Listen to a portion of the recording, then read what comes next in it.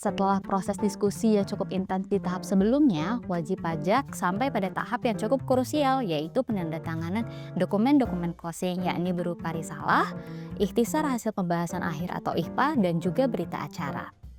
Ini seperti minutes of meeting atau notulensi rapat dalam dunia pemeriksaan pajak.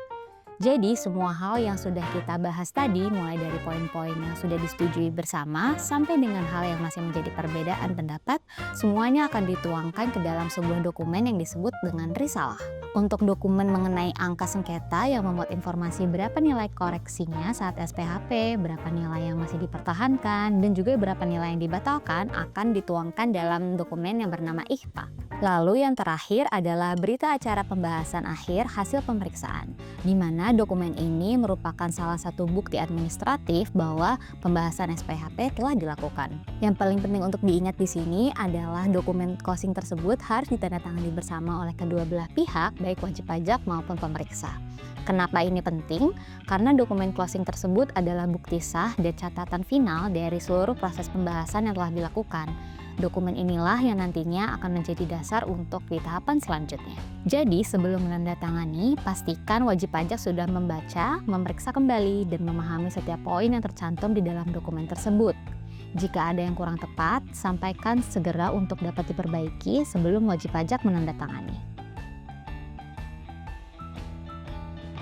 Oke, sekarang kita bahas skenario yang paling ingin wajib pajak hindari, yakni apa jadinya kalau wajib pajak benar-benar nggak bisa hadir di hari H pembahasan. Jadi singkatnya, kehadiran wajib pajak itu sangat krusial dalam proses pembahasan SPHP.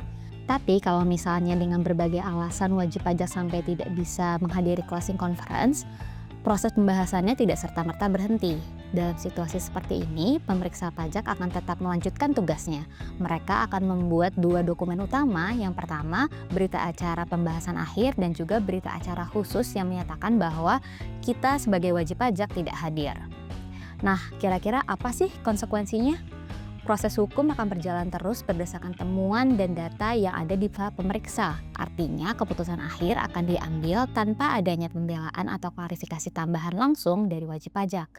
Ini ibaratnya wajib pajak melewatkan kesempatan terakhir untuk berbicara dan membela posisi kita sebelum keputusan final dibuat. Makanya usahakan banget untuk hadir ya. Tapi seperti yang sudah kita bahas sebelumnya, kalau memang ada halangan, segera komunikasikan dan ajukan permohonan penjadwalan ulang secara resmi.